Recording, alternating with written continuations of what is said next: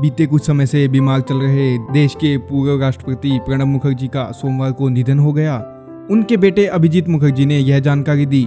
Delhi cantt स्थित army research and referral अस्पताल में उनका इलाज किया जा रहा था। आज सुबह ही अस्पताल की तरफ से बताया गया था कि फेफड़ों में संक्रमण की वजह से वह सेप्टिक शॉक में थे। मुखर्जी के निधन पर भारत सरकार ने 31 अगस्त से 6 सितंबर तक 7 दिवस राजकीय शोक घोषित किया है। मुखर्जी लगातार गहरे कोमा में थे और उन्हें वेंटिलेटर सपोर्ट पर रखा गया था। सेप्टिक शॉक की स्थिति में रक्तचाप काम करना बंद कर देता है और शरीर के अंग पर्याप्त ऑक्सीजन प्राप्त करने में विफल हो जाते हैं। 84 वर्षीय मुखर्जी लगातार गहरे कोमा में थे और उन्हें वेंटिलेटर सपोर्ट पर रखा गया था। सेप्टिक शॉक की स्थिति में रक्तचाप काम करना बंद कर देता है और शरीर के अंग पर्याप्त ऑक्सीजन प्राप्त करने में विफल हो जाते हैं। उन्हें 10 अगस्त को दिल्ली कैंट स्थित सैन्य अस्पताल में भर्ती करवाया गया था। इससे पहले उनकी कोरोना रिपोर्ट भी पॉजिटिव आई थी।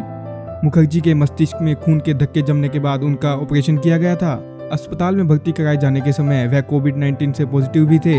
इसके बाद उन्हें श्वास संबंधी संक्रमण हो गया था। मुखर्जी भारत के 13वें राष्ट्रपति के रूप में वर्ष 2012 से 2017 तक पद पर रहे। पूर्व राष्ट्रपति मुखर्जी के परिवार में 2 बेटे और 1 बेटी है। मुखर्जी के सम्मान में भारत में 31 अगस्त से लेकर 6 सितंबर तक राजकीय शोक रहेगा। गृह मंत्रालय ने कहा है कि इस दौरान देश भर में उन सभी भवनों पर राष्ट्रीय ध्वज आधा झुका हुआ रहेगा जहां ध्वज लगा रहता है। मंत्रालय ने कहा कि पूर्व राष्ट्रपति के राजकीय अंतिम संस्कार की तारीख, समय और स्थल की जानकारी बाद में दी जाएगी। प्रधानमंत्री नरेंद्र मोदी ने मुखर्जी के निधन पर शोक व्यक्त करते हुए कहा कि आज पूरा देश दुखी है। उन्होंने ट्वीट किया कि भारत रत्न प्रणब मुखर्जी के निधन पर पूरा देश शोक में है। उन्होंने हमारे राष्ट्र के विकास पथ पर एक अमिट छाप छोड़ दी है।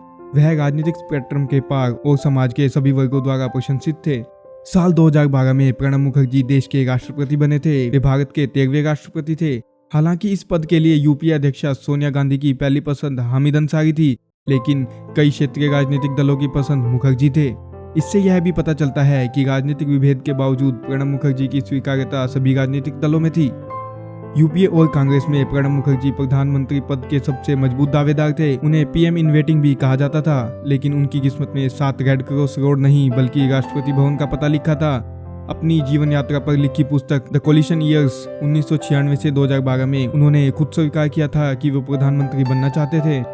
बतौर राष्ट्रपति उन्होंने यूपीए को सत्ता से बेदखल होते और भाजपा को पूर्ण बहुमत की सरकार बनाते हुए देखा है। कई मौकों पर वे मोदी सरकार की तारीफ करने से पीछे नहीं हटते हैं। प्रधानमंत्री मोदी भी चाहते थे कि वह बतौर राष्ट्रपति दूसरा कार्यकाल भी स्वीकार करे, लेकिन उम्र और स्वास्थ्य का हवाला देते हुए उन्होंने इसे अस्वीकार कर दिया। तो दोस्तों, ये थी प्रणब मुखर्जी की जीवन यात्रा। आज की ये वीडियो देखने के लिए आपका धन्यवाद। मिलते हैं अगली वीडियो में।